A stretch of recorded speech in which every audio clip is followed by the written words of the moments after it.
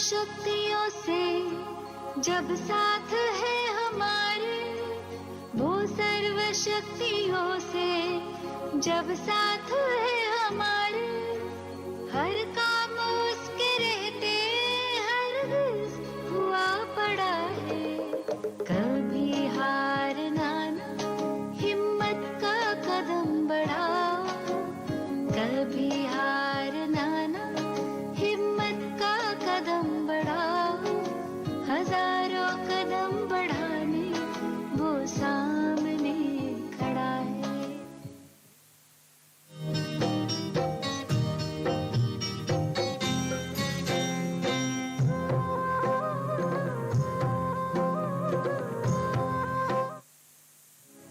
ये मुश्किलों से कह दो, मेरा खुदा बड़ा है। मेरा खुदा बड़ा है। मेरा खुदा बड़ा है। मेरा खुदा बड़ा है।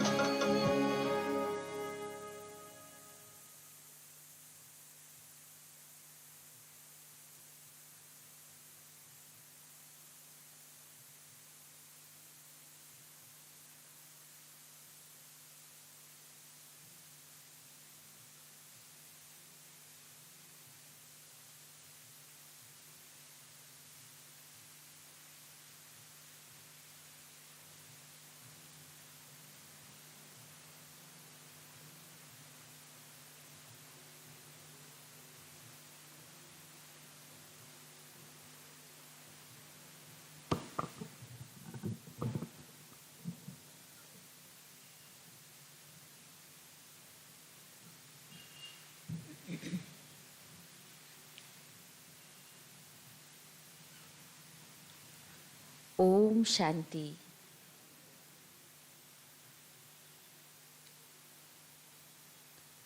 आज हम यहाँ पर विशेष ब्रह्मा कुमारी संस्था में राजयोग की विशेष शिक्षा लेने आए हैं। आपने राजयोग का नाम सुना होगा ना? शास्त्रों में भी गायन है कि भगवान ने अर्जुन को राजयोग की शिक्षा दी थी। और भारत का जो योग है वो प्राचीन योग राजयोग ही है। लेकिन ये राजयोग क्या है, इससे हम अनभिज्ञ हैं। और सचमुच ये राजयोग राजाओं का राजा बनाने वाला योग है। राजयोग के द्वारा ही हमारे जीवन जीने की कला हम सीखते हैं। राजयोग के द्वारा हमारा जो जीवन है वो संतुलित जीवन होता है। लेकिन राजयोग क्या है? तो योग शब्द का अर्थ है, योग अर्थात जुड़ना। योग अर्थात जुड़ना। और जुड़ने से क्या होता है? प्राप्ति होती है ना? जैसे 2 + 2 4 हुआ है ना? तो इसको योग कहते हैं। दो चीज़ों के मिलन को योग कहते हैं। तो यहाँ योग माना, सबसे पहले तो योग का अगर अलग अलग क्षेत्र में अलग अलग परिभाषा है। जैसे विज्ञान के आधार पर योग क्या है? जैसे हम बल्ब का कनेक्शन एक तार द्वारा पावर हाउस से करते हैं, ये भी एक योग है। उससे बल्ब को शक्ति प्राप्त होती है, वो है भौतिक योग। जैसे दूध है, दूध में जब हम शक्कर डालते हैं तो दूध मीठा हो जाता है ना? ये भौतिक योग है। हम क्या कहेंगे? दूध का शक्कर के साथ योग है। एक होता है मानसिक योग। मानसिक योग अर्थात हम यहाँ अभी बैठे हैं और यहाँ बैठे हम किसी को भी याद कर रहे हैं। चाहे वो वस्तु हो सकता है, व्यक्ति हो सकता है, वैभव हो सकता है, कुछ भी हो सकता है। तो जिसको हम याद कर रहे हैं मन से, समझो उसके साथ हमारा योग है ना। मन का योग किसके साथ है? जिसको हम याद कर रहे हैं उसके साथ हमारा योग है। इसको कहते हैं मानसिक योग। उसी प्रकार संयोग भी एक योग है। संयोग किसको कहते हैं? जैसे मान लो हमने किसी व्यक्ति को याद किया और वो व्यक्ति अचानक पहुंच जाता है, तो हमने क्या कहा? हम क्या कहते हैं? बड़ा संयोग है, मैं अभी अभी याद किया और आप पहुंच गए, इसे कहते हैं ना। तो संयोग भी एक योग है। विज्ञान की भाषा में इसे टेलीपैथी कहते हैं। टेलीपैथी अर्थात किसी दिल से, मन से हम किसी व्यक्ति को याद करते हैं और वो याद उन तक पहुंचती है, और या तो उनका फोन आ जाएगा, वो व्यक्ति स्वयं आ जाएगा, तो इसको संयोग कहा जाता है। जैसे कहते हैं कि आदि शंकराचार्य का आपने नाम सुना होगा। आदि शंकराचार्य, जिनका नाम शंकर था, वो जब बहुत छोटे थे, करीब 7-8 साल के, तो अपनी माँ के साथ नदी में स्नान करने के लिए गए हुए थे। तो जैसे वो नदी में स्नान, बचपन से ही शंकर के अंदर एक वैराग्य की भावना थी, और जब वो नदी में स्नान करने के लिए उतरे, एक ही बेटा था, तो माँ नहीं चाहती थी कि मेरा ये बेटा वैरागी बने, सन्यासी बने। लेकिन वो जो शंकर थे, उनके अंदर बचपन से ही वो सन्यास और वैराग्य की भावना थी।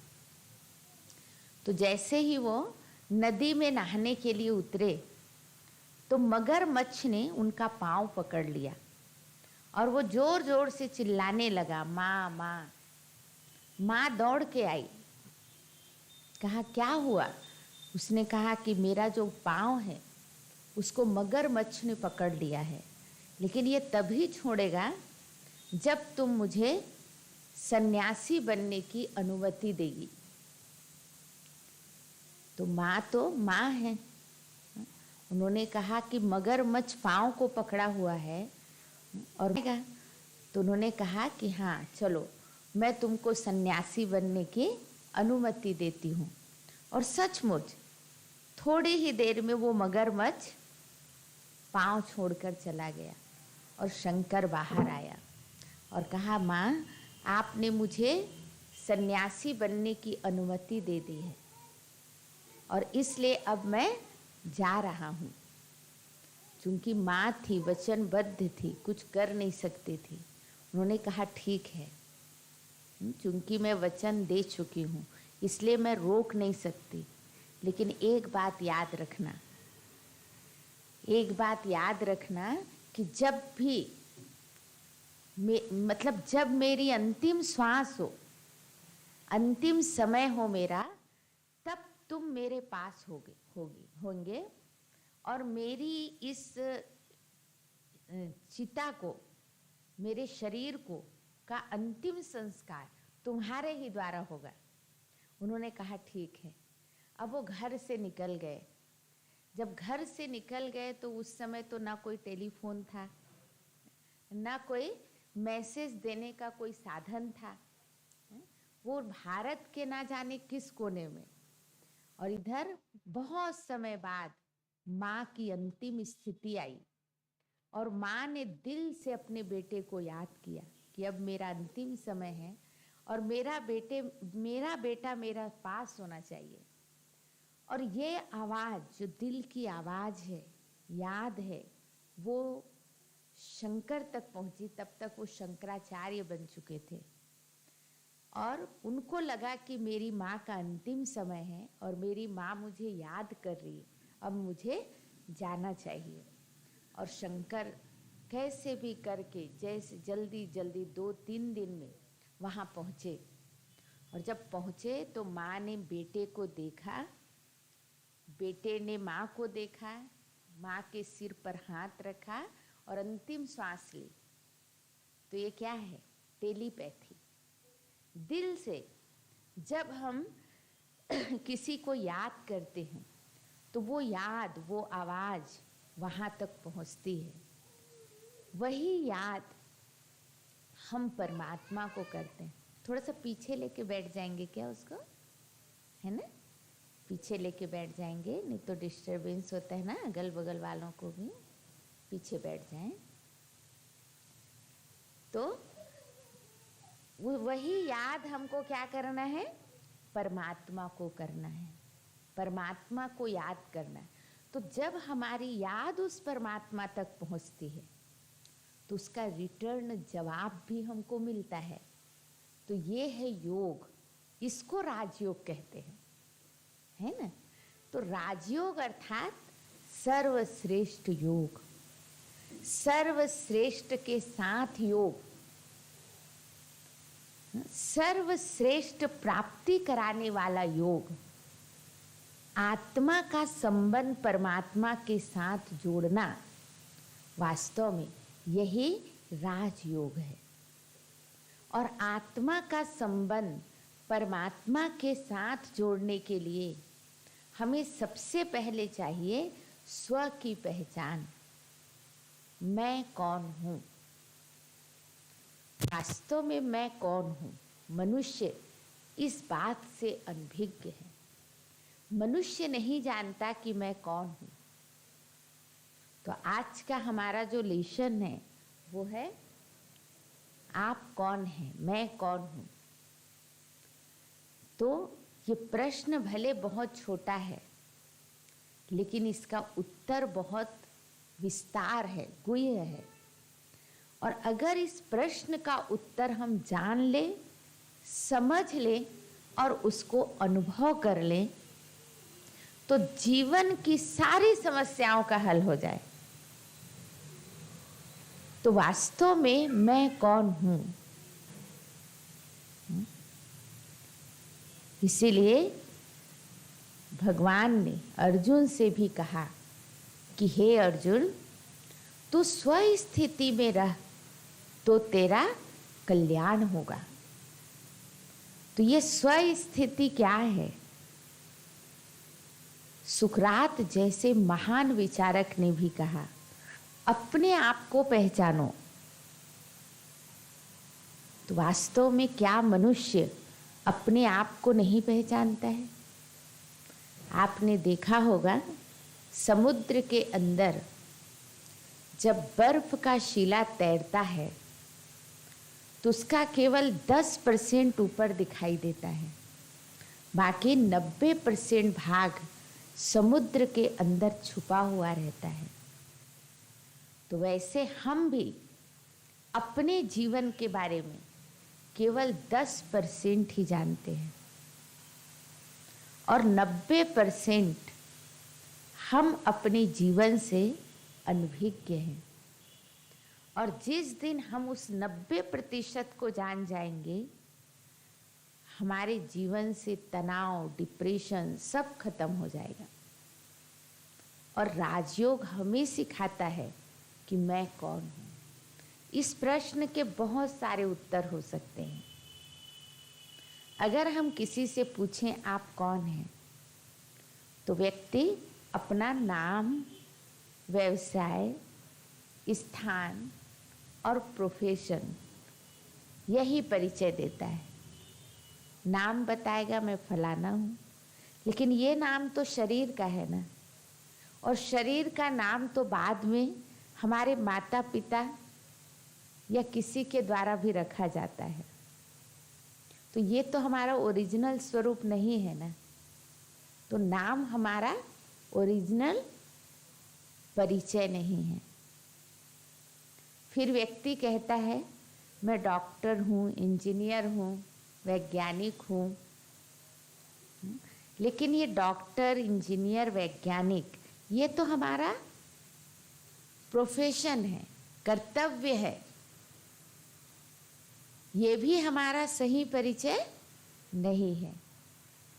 या तो व्यक्ति कहता है मैं हिंदू हूँ, मुस्लिम हूँ, ये भी उसका सही परिचय नहीं है, क्योंकि ये तो देह का धर्म है।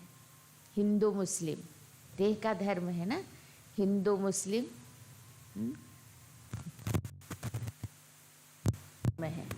ये रियल हमारा आइडेंटिटी परिचय नहीं है।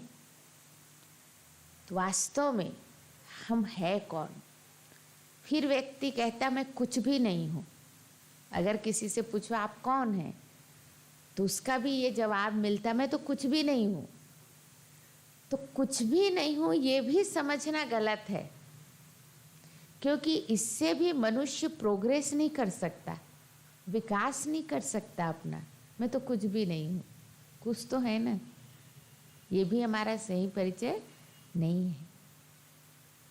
और तीसरे प्रकार का जवाब में व्यक्ति वास्तव में जानना चाहता है कि मैं हूँ कौन आखिर। जैसे एक बहुत बड़े वैज्ञानिक जीवन भर बहुत बड़े बड़े रिसर्च किए और जीवन के अंत में उनको महसूस होने लगा कि जैसे वो खाली है बिल्कुल, और उनके मन में अनेक प्रश्न उठने लगे कि आखिर मैं कौन हूँ, इस संसार में क्यों आया हूँ, मुझे कहाँ जाना है। और इस प्रश्न का जवाब लेने के लिए वो सुबह सुबह ही अंधेरे में 3 बजे करीब एक चर्च में पहुंचा। चर्च में वहाँ का एक मतलब जो चर्च का देखरेख करने वाला था, गार्ड, वो बाहर आया कि इतनी सुबह सुबह चर्च में कौन आया है। एकदम अंधेरे में वो पूछने लगा कौन हो तुम, यहाँ क्यों आए हो, यहाँ क्या कर रहे हो। उसने कहा मैं यही उत्तर प्राप्त करने तो यहाँ आया हूँ कि आखिर मैं हूँ कौन। आपने स्वामी विवेकानंद जी के भी बारे में सुना होगा। उनका लौकिक नाम नरेंद्र था, और जब वो पहली बार रामकृष्ण परमहंस जी के पास गए और बाहर से दरवाजा खटखटाया, तो अंदर से स्वामी रामकृष्ण परमहंस जी का जवाब आया कौन। तो नरेंद्र ने कहा यही तो मैं जानने आया हूँ कि मैं कौन हूँ। तब रामकृष्ण परमहंस जी सोचे यही मेरा असली शिष्य है, और उन्होंने उनको उस दिन से अपना शिष्य स्वीकार किया।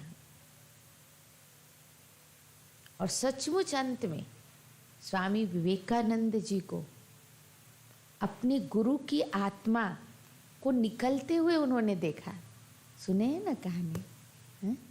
कि उनकी आत्मा जैसे निकलकर मेरे में समा रही है। तो वास्तव में मैं कौन हूँ? ये शरीर तो 5 तत्व का बना एक हड्डी मांस का विनाशी पुतला है। 5 तत्व का बना है और 5 तत्व में विलीन हो जाता है। लेकिन इस शरीर को चलाने वाली चैतन्य शक्ति आत्मा है। आत्मा जो अति सूक्ष्म ज्योति बिंदु स्वरूप है, इतनी सूक्ष्म है कि वो हमें साधारण आंखों से दिखाई नहीं देती। हम केवल उसका अनुभव करते हैं। स्थूल नेत्र से हम उसको देख नहीं सकते, स्वयं को देख नहीं सकते इन 2 आंखों से। उनको देखने के लिए चाहिए दिव्य नेत्र, जिसे हम अनुभव का नेत्र या ज्ञान चक्षु या तीसरा नेत्र भी कहते हैं। उससे ही हम आत्मा को देख सकते हैं। आत्मा जो अति सूक्ष्म ज्योति बिंदु स्वरूप एक प्रकाश है, प्रकाश का पुंज है, ज्योति है। इसलिए जब कोई व्यक्ति शरीर छोड़ता है तो कहते हैं ना इसकी ज्योति निकल गई। तो वो ज्योति है, प्रकाश है। आत्मा अति सूक्ष्म है। और इतने बड़े इस शरीर को चलाने वाली वो प्रकाश, वो पुंज, ज्योति पुंज है। और वो आत्मा 3 शक्तियों से मिलकर बनी है, मन, बुद्धि और संस्कार। वास्तव में ये मन, बुद्धि, संस्कार आत्मा के अंग है, न कि शरीर के। तो आत्मा के ये 3 शक्तियाँ, 3 अंग हैं, मन, बुद्धि और संस्कार।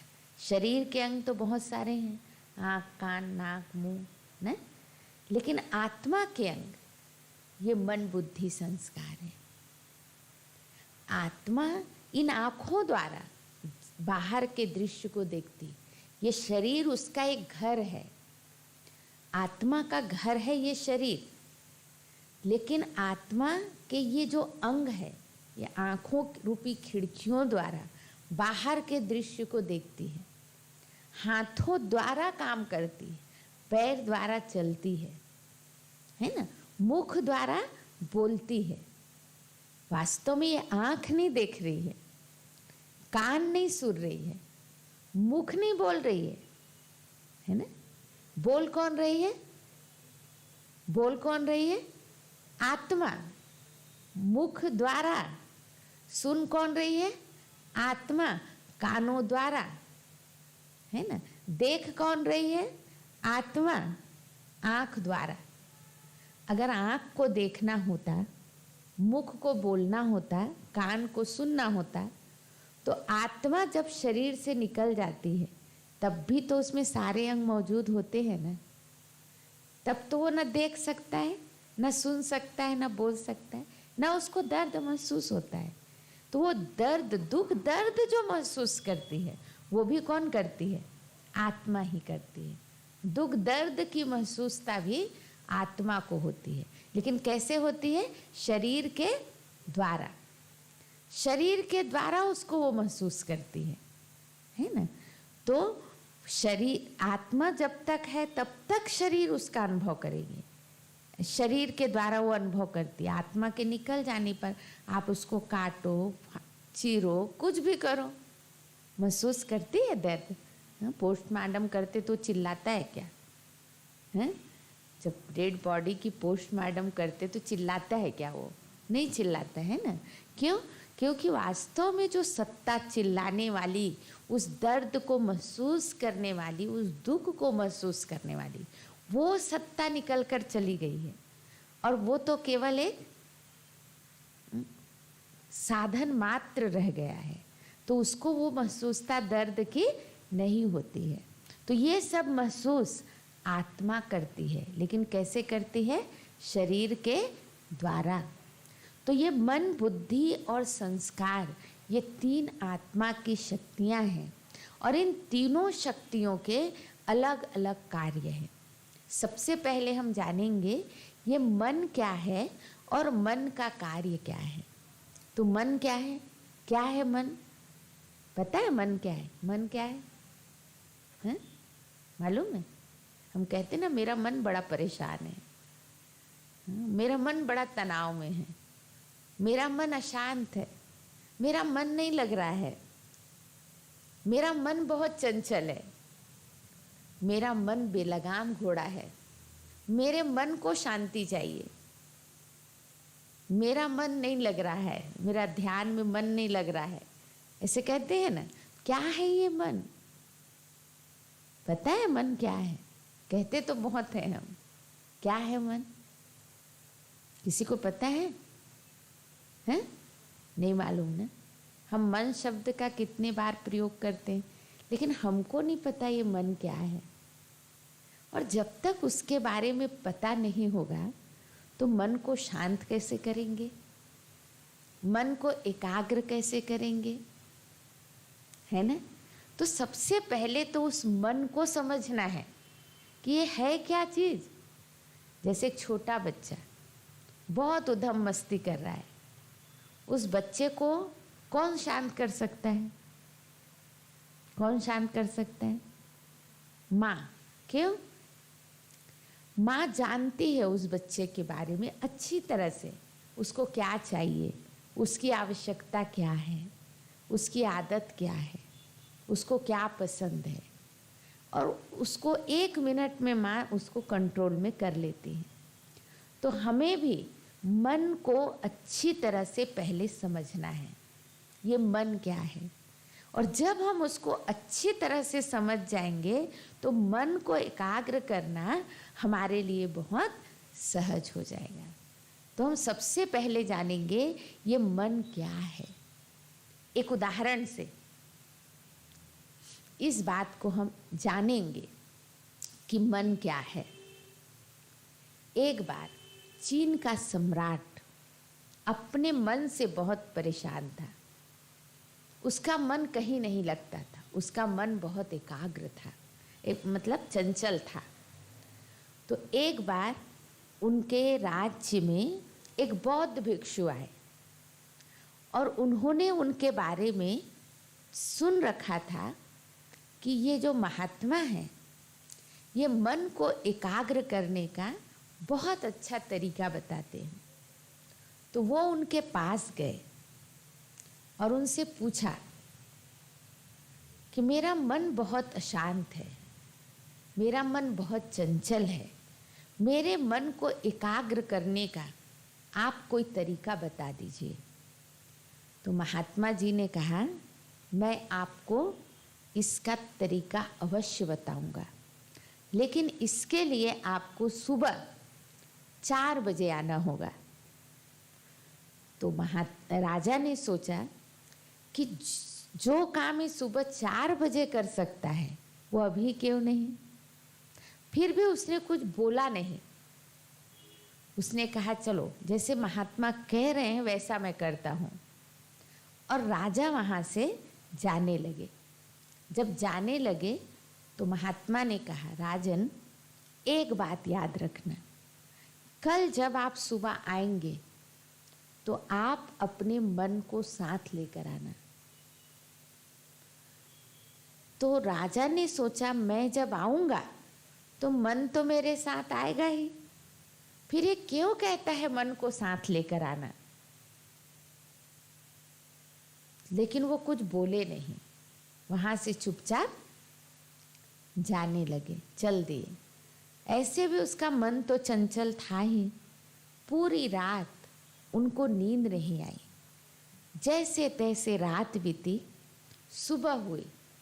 4 बजे राजा तैयार होके महात्मा के पास पहुंचे। तो महात्मा भी जैसे राजा का इंतजार कर रहे थे। और जैसे ही राजा पहुंचे तो महात्मा ने कहा, राजन आसन ग्रहण कीजिए। तो राजा ने आसन ग्रहण किया और महात्मा ने पहला प्रश्न पूछा, क्या आप अपने मन को साथ लेकर आए हैं?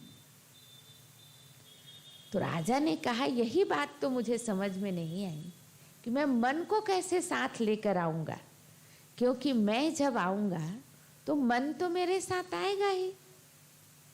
फिर आप क्यों कहते हो कि मन को साथ लेकर आना?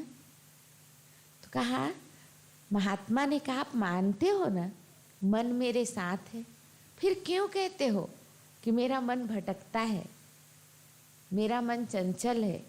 कहा, आंख बंद कीजिए और अपने अंदर ढूंढिए कि आपका मन कहाँ है। आप उसको ढूंढो। जिस प्रकार इस शरीर में प्रत्येक अंग का अपना निश्चित स्थान है, वैसे मन का स्थान कहाँ है? तो जब वो आंख बंद करके ढूंढने लगे तो धीरे धीरे उनके विचारों की गति शांत होने लगी और उनको महसूस हुआ कि मैं जो विचार कर रहा हूं यही मेरा मन है। तो मन क्या है? मन क्या है? एक विचार शक्ति का नाम है। मन एक विचार शक्ति का नाम है और मन में अनेक प्रकार के विचार पैदा होते हैं। मनुष्य के मन के लिए कहा जाता है कि मनुष्य का मन 1 मिनट में 35 से 40 विचार पैदा करता है। कितना? 35 से 40। जैसे मैं आपको अभी कहूँ घर, बस एक शब्द कहूँ घर, तो घर कहते ही अभी घर में दूध वाला आया होगा कि नहीं, जैसा जैसा घर की स्थिति है, फलाना व्यक्ति आया होगा कि नहीं, ये हुआ होगा कि नहीं, वो हुआ होगा कि नहीं, वो दिया बत्ती जला होगा कि नहीं, बस मन सोचना शुरू कर देता है। तो 1 मिनट में मन 35 से 40 विचार पैदा करता है। और अगर व्यक्ति तनाव में आ जाए तो ये विचार 45 से 50 तक हो जाता है। और अगर 50 से ज़्यादा विचार 1 मिनट में आते हैं तो आउट ऑफ कंट्रोल, फिर व्यक्ति पागल घोषित हो जाता है। देखो, पागल व्यक्ति 1 मिनट शांत नहीं रह सकता, यहाँ वहाँ इसको छुए उसको छुए, 1 मिनट में कितनी बातें बोल डालता है वो। क्यों? उसके मन के जो विचार हैं वो बहुत फास्ट चल रहा है, अनकंट्रोल्ड है ना। तो मनुष्य अगर अपने विचारों को कंट्रोल कर ले, विचारों को कंट्रोल कर ले, तो मन में वो अद्भुत शक्ति जमा कर सकता है। हमारा मन कमजोर क्यों हो रहा है? क्योंकि हम बहुत फास्ट सोच रहे हैं। सोचने की गति हमारी बहुत ज़्यादा फास्ट हो गई है। और अगर व्यक्ति 1 मिनट में उन विचारों को 10 से 15 तक ले आए तो मन में एक अद्भुत शक्ति जमा कर सकता है वो, और हर असंभव कार्य को संभव कर सकता है। वो जो सोचेगा वो हो जाएगा, अगर वो 10 से 15 तक अपने विचारों को ले आए तो, या 5 से 10 तक ले आए तो सिद्धि प्राप्त हो जाएगी उसको। राजयोग हमें सिखाता है हम उन विचारों को कैसे कंट्रोल करें। और आप देखेंगे आपके विचार जितने पॉजिटिव होंगे, पॉजिटिव होगा, जितना पॉजिटिव होगा उतने विचारों की गति धीमी होगी, कम होगी। लेकिन जितना निगेटिव होगा उतना फास्ट और अधिक होगा। तो हमारे मन के अंदर 4 प्रकार के विचार पैदा होते हैं। 4 प्रकार के विचार। एक होता है सकारात्मक विचार, पॉजिटिव थॉट्स। पॉजिटिव थॉट्स वाला जो व्यक्ति होता है वो सदा प्रसन्न होता है, खुश होता है और हर परिस्थिति में खुश होता है। वास्तव में देखा जाए, विचार मनुष्य को दुखी नहीं करता है, परिस्थिति मनुष्य को दुखी नहीं करता है। परिस्थिति के प्रति उसका जो दृष्टिकोण है वो मनुष्य को दुखी करता है। एक बार स्वामी विवेकानंद जी से किसी ने पूछा कि विपरीत परिस्थिति में हमको क्या करना चाहिए। तो स्वामी विवेकानंद जी ने जवाब दिया कि वास्तव में परिस्थिति कभी विपरीत नहीं होती है, लेकिन परिस्थिति के प्रति जो हमारा दृष्टिकोण है वो विपरीत होता है। आप देखेंगे कोई व्यक्ति उसी परिस्थिति में खुश है और कई व्यक्ति उसी परिस्थिति में दुखी है ना। एक बार 2 व्यक्ति, एक साइकिल वाला, एक पतली गली थी, बरसात का दिन था, थोड़ा सा कीचड़ था उस गली में, तो वो जा रहा था और सामने से भी एक साइकिल आ रही थी। दोनों आपस में टकरा गए। जब टकरा गए तो दोनों एक दूसरे को गाली देना शुरू कर दिए। दिखता नहीं है क्या, अंधे हो क्या, देख के नहीं चला सकते। और दूसरा भी वही। और उसके बाद इतनी लड़ाई बढ़ गई कि दोनों में मारपीट हो गई, है ना। थोड़ी देर के बाद फिर से वही हुआ, उधर से भी साइकिल इधर से भी साइकिल, दोनों आपस में टकराए, दोनों गिर गए। एक ने फट से उठा, दूसरे को उठाया, कहा दोस्त तुम्हें चोट तो नहीं लगी, तुम ठीक तो हो ना? दूसरे ने कहा नहीं नहीं कोई बात नहीं, गलती मेरी थी, आपको तो चोट नहीं लगे। और दोनों एक दूसरे से प्यार से मिले, वो अपने रास्ते में चले गए, वो अपने रास्ते में, बात वहीं खत्म हो गई। परिस्थितियां दोनों की एक, लेकिन परिस्थिति के प्रति जो उनके विचार थे, एक के निगेटिव दूसरे के पॉजिटिव, जिसके कारण वो दोनों को दुख सहन करना पड़ा और ये दोनों को एक दूसरे से प्रेम बढ़ गया। वो एक दूसरे से आपस में भी मिलते रहे, फिर दोस्ती हो गई दोनों में। तो परिस्थितियां दोनों की एक है, लेकिन परिस्थिति के प्रति उनका जो रिएक्ट है, दृष्टिकोण है, वो दोनों का अलग अलग था। एक का पॉजिटिव और दूसरे का निगेटिव, जिसके कारण एक को दुख सहन करना पड़ा और दूसरे को खुशी मिली, है ना। उसी प्रकार दो व्यक्ति का एक्सीडेंट हुआ, दोनों के घर की स्थिति बिल्कुल समान थी, दोनों के एक ही पैर में फ्रैक्चर हुए और दोनों को एक हॉस्पिटल में एडमिट किया गया। लेकिन एक व्यक्ति जो दूसरे कमरे में था, एक कमरे में था, उसने को कहा, वो व्यक्ति बार बार सोच रहा है, हे भगवान तुझे बहुत बहुत धन्यवाद, मेरे कौन से पुण्य कर्म का फल था जो आज मेरी जान बच गई। चलो मेरा पैर ही फ्रैक्चर हुआ, मेरी जान तो बची, तुझे लाख लाख शुक्रिया प्रभु।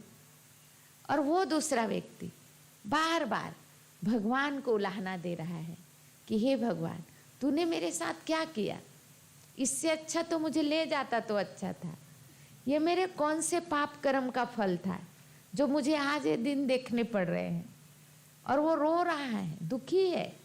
परिस्थितियां दोनों की एक, लेकिन परिस्थिति के प्रति जो दृष्टिकोण है वो दोनों का अलग अलग, जिसके कारण एक जो है वो खुश है और दूसरा जो है वो दुखी है ना।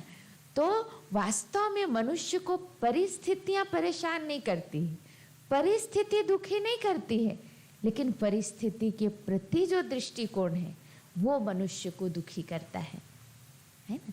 तो एक पॉजिटिव विचार और दूसरे हैं निगेटिव विचार। निगेटिव विचार मनुष्य को दुख देता है और पॉजिटिव विचार मनुष्य को सुख देता है। तीसरे प्रकार का विचार है आवश्यक विचार।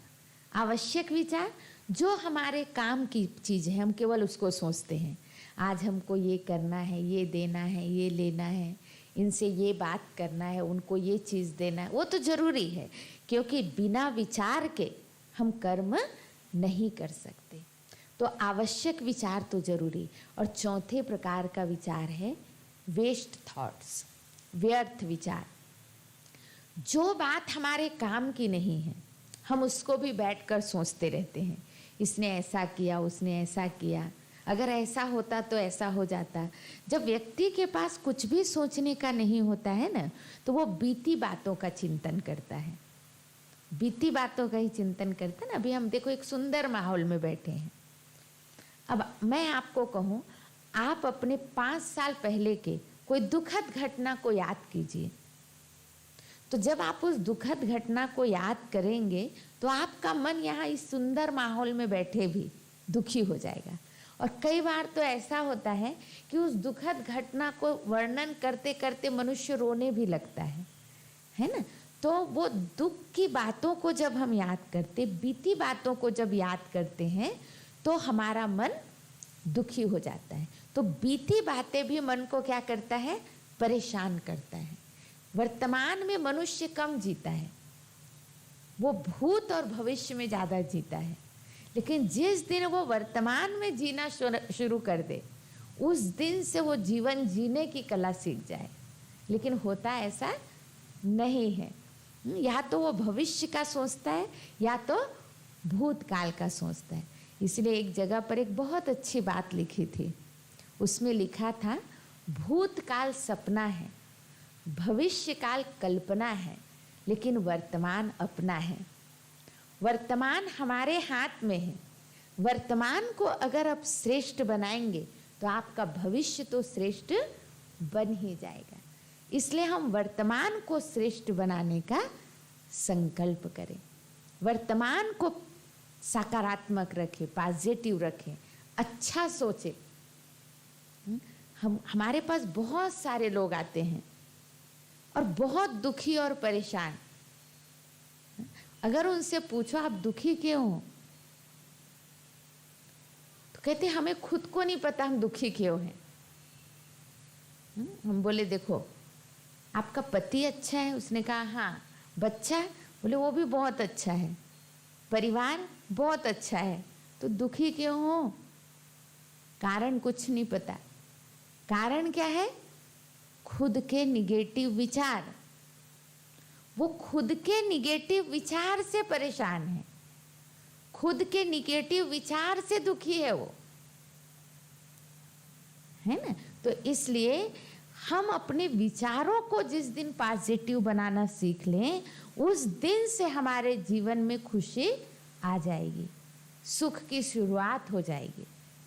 इसलिए मूल जो हमारा बीज है ये विचार है।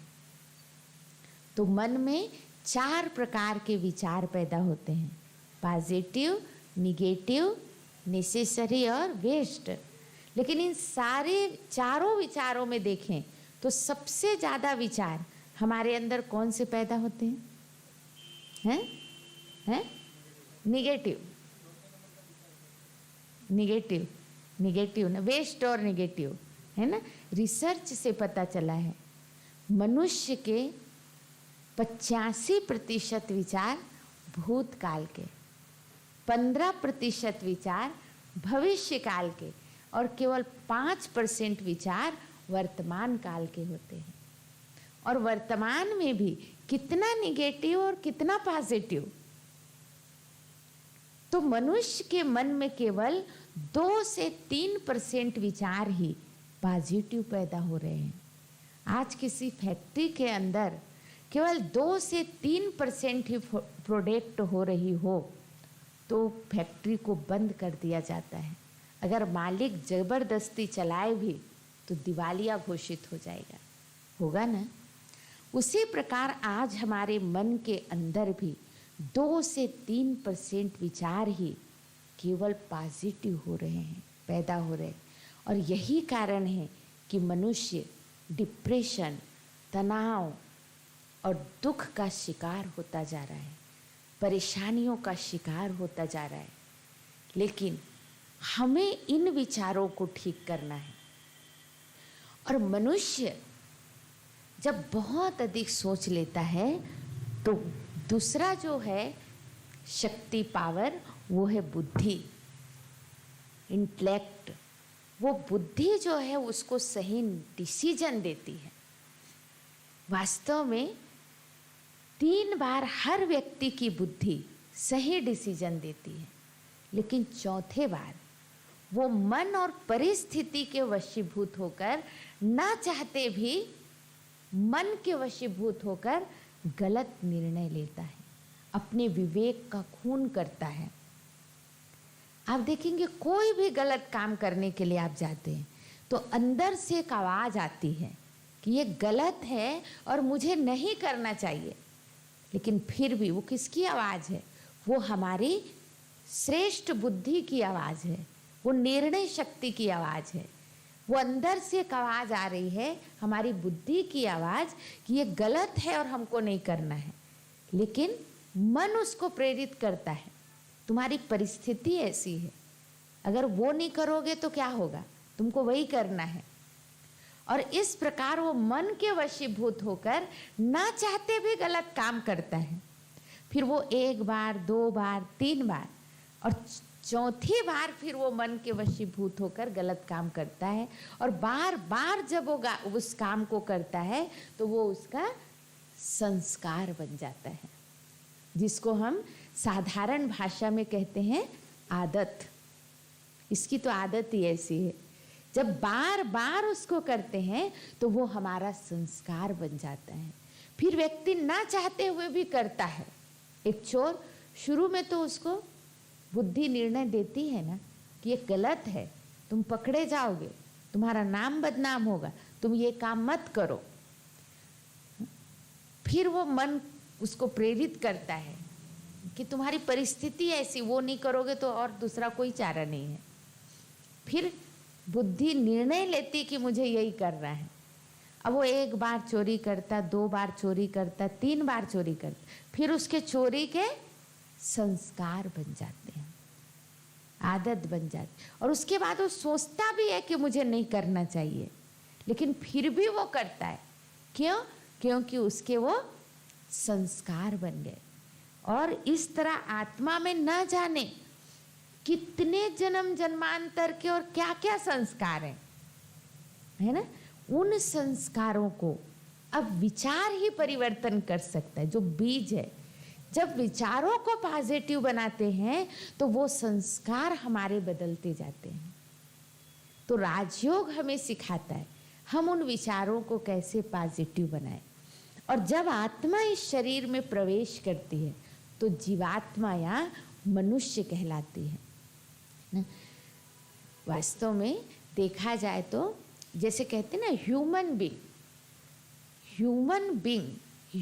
बीइंग का मतलब होता मनुष्य आत्मा। ह्यूमन शब्द ह्यूमस शब्द से, लेटिन भाषा के ह्यूमस शब्द से लिया गया है। और ह्यूमस का अर्थ होता है सोइल। सोइल माने मिट्टी, SOIL, सोइल। सोइल माने मिट्टी। लेकिन इस शरीर रूपी मिट्टी को चलाने वाली है सोल। सोल माने आत्मा, है ना। ये शरीर सोइल है, लेकिन इस सोइल को चलाने वाली है सोल, आत्मा, जो चैतन्य है। एक चैतन्य सत्ता है आत्मा, एक शक्ति है, एक पावर है, एक एनर्जी है। और वो एनर्जी ही आत्मा को, इस शरीर को चला रही है। और आत्मा इस शरीर के भ्रिकुटी में निवास करती है। इसलिए देखिए यहाँ हम बिंदी लगाते हैं, है ना। जैसे मान लो आपके घर में साइन बोर्ड लगाते हैं तो साइन बोर्ड तो सामने ही लगता है ना, पीछे तो नहीं लगाते हैं। तो आत्मा यहाँ रहती है, वो आत्म स्मृति का यादगार यहाँ पर हम तिलक लगाते हैं या बिंदी लगाते हैं। आत्मा का एक्चुअल स्थान है मस्तिष्क में हाइपोथैलेमस।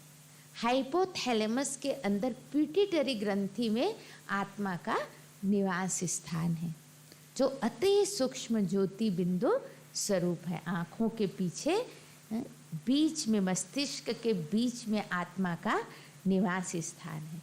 इसलिए जितनी भी ज्ञान इंद्रियाँ है प्राय हमारे चेहरे पर है। क्यों? क्योंकि आत्मा यहाँ पर निवास करती है। और यहाँ से आत्मा इस पूरे शरीर रूपी मोटर का संचालन करती है। जैसे ड्राइवर कार के सामने ही बैठकर पूरे गाड़ी को, मोटर को संचालन करता है ना, उस पूरे कार को संचालित करता है ना। उसी प्रकार ये शरीर भी कार है, एक मोटर कार है। और इस शरीर रूपी मोटर कार को चलाने वाली वो चैतन्य शक्ति आत्मा ड्राइवर है, जो सबसे सामने बैठकर इस शरीर रूपी मोटर का संचालन करती है। और उस आत्मा के निकल जाने पर एक कार भी बेकार हो जाता है, कोई काम का नहीं रह जाता है।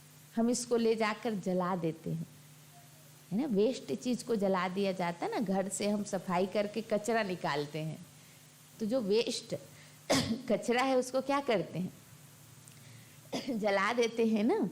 तो ये शरीर भी आत्मा के निकल जाने पर ये कार भी बेकार हो जाता है और उसको ले जाकर हम जला देते हैं, क्योंकि अब ये कोई काम का नहीं रहा। तो आत्मा एक ड्राइवर है और शरीर एक मोटर कार है।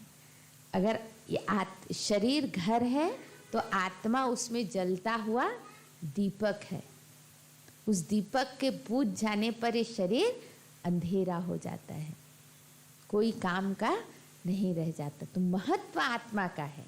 लेकिन आज हम शरीर को ही महत्व देते, शरीर के लिए सब कुछ करते हैं, शरीर के बारे में सोचते हैं, शरीर के लिए ही सब कुछ अपना टाइम देते हैं। लेकिन वास्तव में अब जब हमने अपने उस स्वरूप को पहचाना है तो अब हमें उसके बारे में सोचना है, उसके लिए टाइम देना है, उसको शक्तिशाली बनाना है। तो उसको शक्तिशाली बनाने की विधि है स्वचिंतन, आत्मचिंतन। जितना हम आत्मचिंतन करते हैं उतना आत्मा शक्तिशाली बनती है। तो आत्मा वैसे तो इस शरीर के भ्रिकुटी में निवास करती है। अब आत्मा का असली घर क्या है उसके बारे में आपको कल बताएंगे। साथ साथ आत्मा के 7 गुण हैं। जैसे शरीर के भान में जब हम आते हैं तो दुखी होते हैं, अशांत होते हैं, परेशान होते हैं, हमारी खुशी खत्म हो जाती है, हमारी शक्ति खत्म हो जाती है, हमारे अंदर एक दूसरे के प्रति घृणा पैदा हो जाता है, ईर्ष्या पैदा हो जाता है, द्वेष पैदा हो जाता है, होता है ना देह भान में आने से। लेकिन जब हम इस देह भान से ऊपर उठकर अपने को आत्मा निश्चय करते हैं तो आत्मा के 7 गुण हैं। 7 गुण आत्मा के अंदर है। आत्मा वास्तव में शांत स्वरूप है। आत्मा का मूल स्वभाव शांति है। क्या है? शांति। इसलिए हम शांति पसंद करते हैं ना। यहाँ बहुत कोई चिल्ला रहा हो, हल्ला कर रहा हो तो हमको पसंद नहीं आता है। शांत स्थान में बैठना अच्छा लगता है ना। प्रकृति के सानिध्य में चले जाओ आप, शांत वातावरण है, कितना अच्छा लगता है ना। तो शांति आत्मा को पसंद है। आत्मा का मूल स्वभाव सुख है। सुख चाहती है आत्मा, सुख का मार्ग ढूंढती है। तो आत्मा को क्या चाहिए? सुख चाहिए। आत्मा को क्या चाहिए? आनंद चाहिए। क्या चाहिए? आनंद चाहिए। हे आनंद दाता, आनंद मुझको दीजिए, ऐसा कहते हैं ना। तो आत्मा को आनंद चाहिए, इसलिए आत्मा मनोरंजन के साधन अपनाती, घूमने जाती, पिकनिक करने जाती, कोई टीवी देखती, सीरियल देखती है, कोई पिक्चर देखती है। उससे थोड़े समय के लिए आत्मा को आनंद मिलता है ना। मनोरंजन के साधन अपनाती है क्योंकि थोड़े समय के लिए आत्मा को आनंद मिलता है। फिर आत्मा को शक्ति चाहिए, है ना। आत्मा को प्रेम चाहिए। आत्मा प्रेम स्वरूप है। कोई आपसे अच्छे से बात ना करे तो आपको अच्छा लगता है? कोई प्रेम चाहती है ना आत्मा। तो आत्मा का स्वभाव प्रेम है। आत्मा का स्वभाव पवित्रता है। यहाँ पर अपवित्रता हो, स्वच्छता ना हो तो आपको अच्छा नहीं लगेगा ना। तो आत्मा का मूल स्वभाव पवित्रता। तो ये 7 गुण हैं आत्मा के: शांति, प्रेम, सुख, आनंद, पवित्रता, ज्ञान और शक्ति। ये मूल स्वभाव 7 आत्मा के हैं। लेकिन जब हम शरीर समझते हैं तो ये 7 गुण आत्मा के दब चुके हैं। लेकिन जब हम बार बार अपने को आत्मा समझेंगे तो ये गुण हमारे अंदर फिर से इमर्ज हो जाएंगे, आ जाएंगे, और आत्मा फिर से वो शांति, सुख, आनंद की अनुभूति करने लगती। इसके चिंतन से ही, इन गुणों के चिंतन से आत्मा वो शक्ति, वो गुण, वो प्रेम की अनुभूति करने लगती है ना। तो हमें अब क्या चिंतन करना है? अब आत्मा को चिंतन, जैसे हमको ये ज्ञान प्राप्त हुआ कि वास्तव में मैं कौन हूँ? मैं कौन हूँ? आत्मा हूँ। आत्मा का स्वरूप कैसा है? ज्योति बिंदु स्वरूप। आत्मा का स्वरूप कैसा है? ज्योति बिंदु स्वरूप। और आत्मा के गुण क्या है? शांति, प्रेम, सुख, आनंद, पवित्रता, ज्ञान और शक्ति। ये 3 बातों की आज हमें जानकारी मिली। तो अभी हमें 3 बातों का चिंतन करना है। फिर हम कल जानेंगे आत्मा इस धरती पर आई कहाँ से है ना। आत्मा का वास्तविक घर कहाँ है, इसके बारे में हम कल जानेंगे। तो अभी हम सब जो 3 बातें आज हमें, आत्मा का रूप, आत्मा का गुण और आत्मा का मूल स्वरूप क्या है, उसके बारे में हमने जाना। तो उसका अभी हम थोड़ी देर चिंतन करते हैं, है ना। इसको कहते हैं आत्मचिंतन। कि राजयोग का पहला कदम है आत्मचिंतन। तो अभी हम एकाग्र होकर बैठ जाएं, अपनी कमर सीधी कर लेंगे, शरीर को स्थिर रख लेंगे, और या तो आप आंख बंद कर लें या इस सामने एक लाइट ज्योति दिख रही है, उस ज्योति में नेत्र को एकाग्र कर दें। हम आपको कुछ विचार देंगे, उस विचार को आपको मन में रिवाइज करना है। मन में रिवाइज, मुख में नहीं, मन में रिवाइज करना है। और मन में रिवाइज करते करते उसे विजुलाइज करना है। विजुलाइज माना उसको देखने का प्रयास करना है। जैसे मैं आपको कहूँ घर, आप अपने घर को देखिए तो आपको अपना घर दिखाई दे रहा है ना। आप अपने बेडरूम को देखिए तो बेडरूम दिखाई दे रहा है ना। तो वैसे ही मैं जो विचार आपको दूंगी, उस विचार को आप देखने का प्रयास करेंगे, उसको विजुलाइज करेंगे, है ना। तो अभी हम वो आत्मचिंतन करते हैं और विजुलाइज करेंगे। तो सभी एकाग्र हो जाएं, अपनी आंखें बंद कर लें, मन को अन्य सभी बातों से हटाकर मस्तक के बीच एकाग्र कर लें।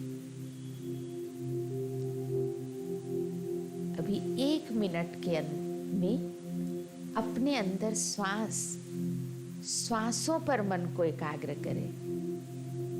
नासिका के नीचे श्वास को आते और जाते देखें, महसूस करें सहज भाव से। श्वास लेते और छोड़ते हुए अनुभव करें। अपना पूरा ध्यान नाक के नीचे एकाग्र कर दें और श्वासों को आते हुए और जाते हुए देखें।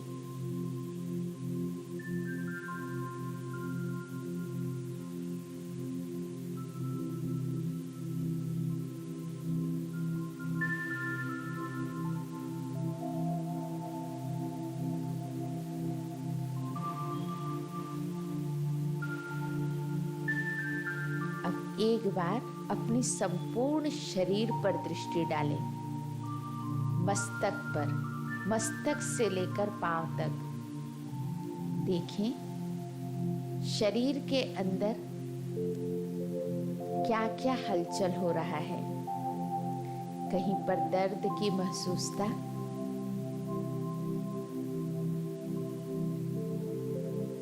कहीं खिंचाव, कहीं तनाव, कहीं भारीपन। पूरे शरीर को एक बार ध्यान से देखें, सिर के ऊपर से लेकर शुरू करें।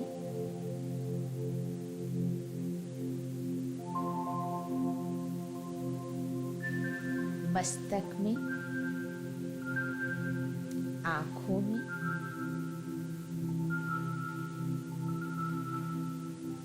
धीरे धीरे पूरे चेहरे पर देखें, कहीं कोई खिंचावट, कहीं दर्द की महसूसता।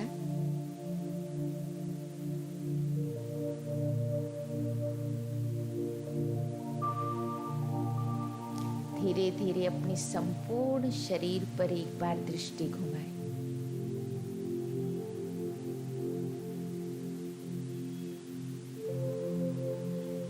पांव तक, पांव के अंगूठे तक।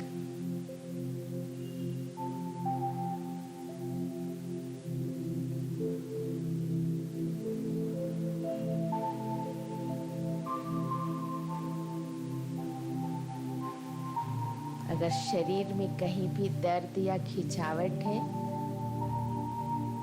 तो एक दर्शक की तरह उसको देखें। थोड़ी देर में वो दर्द गायब होते हुए महसूस हो रहा है।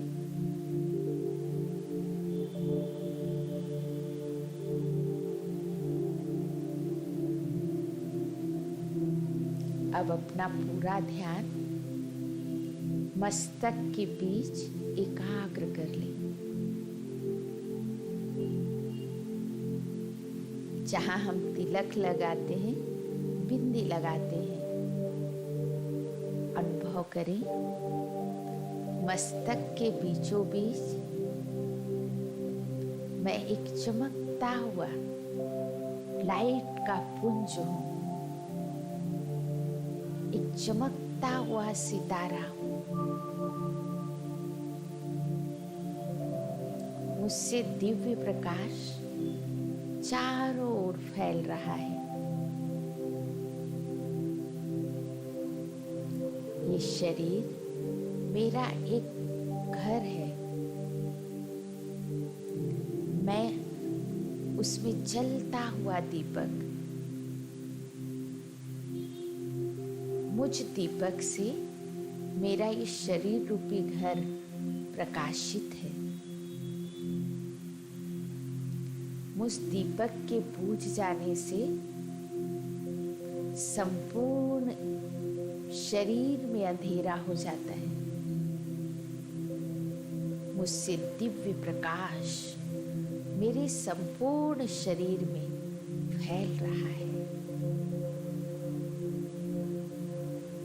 ये शरीर मेरा मोटर कार की तरह है।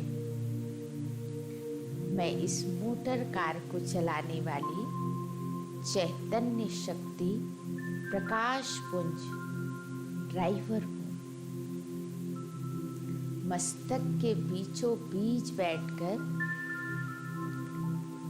मैं इस पूरे शरीर रूपी मोटर का संचालन कर रही हूँ। ये आँख बाहर के दृश्य को देखने के लिए खिड़कियां हैं।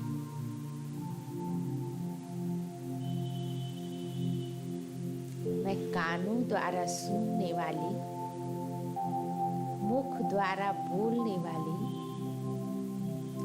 हाथों द्वारा कर्म करने वाली, पैरों द्वारा चलने वाली एक चैतन्य शक्ति हूँ।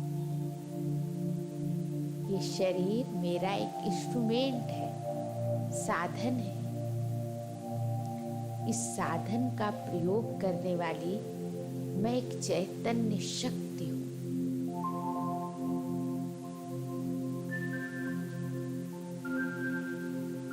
मैं शांत स्वरूप हूँ। मैं शांत स्वरूप हूँ। शांति मुझ आत्मा का स्वभाव है।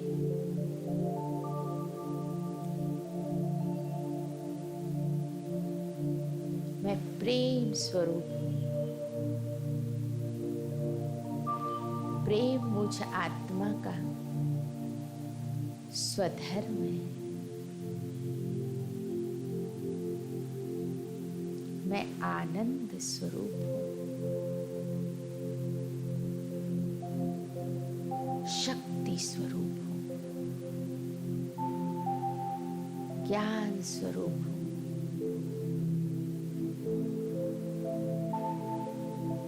पवित्र स्वरूप। ये मुझ आत्मा का निजी गुण है।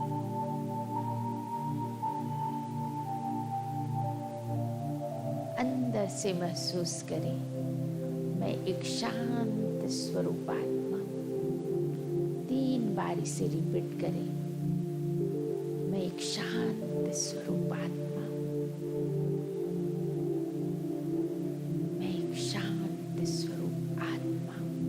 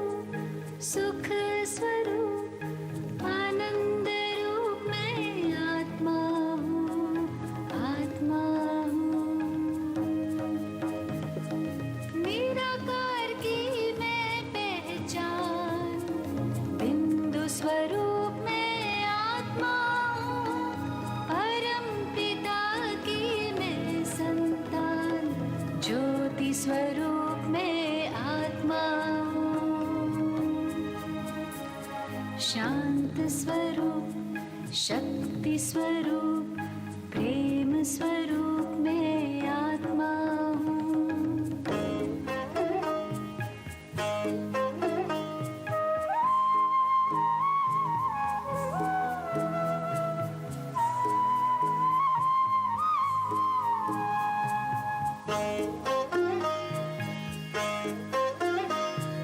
दीप में जैसे ज्योति है, सीप में जैसे मोती है, अंबर में जैसे तारे, फूलों में खुशबू होती है, भ्रिकुटी बीच में विराजमान, रूप अनूप में आत्मा,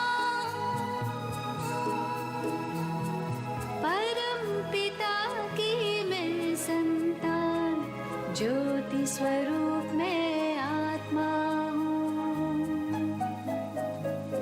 शांत स्वरूप, शक्ति स्वरूप, प्रेम स्वरूप मैं आत्मा हूँ।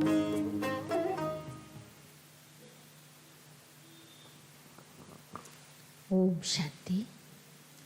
कल पुनः 6:30 बजे सभी आएंगे। कल आपको बताएंगे आत्मा इस धरती पर आई कहाँ से है, ओरिजिनल घर आत्मा का कहाँ पर है, और आत्मा इस सृष्टि पर आकर क्या करती है, इसके बारे में आपको कल बताएंगे। लेकिन कल तक, जब तक आप यहाँ पर आए, आपको ये सोचना है मैं शांत स्वरूप आत्मा हूँ, मैं शांत स्वरूप आत्मा हूँ। हो सके तो आप इस बात को सोने के पहले 21 बार लिखिएगा, है ना। मैं शांत स्वरूप आत्मा हूँ। ठीक है। ओम शांति। कल पुनः 6:30 बजे आएंगे।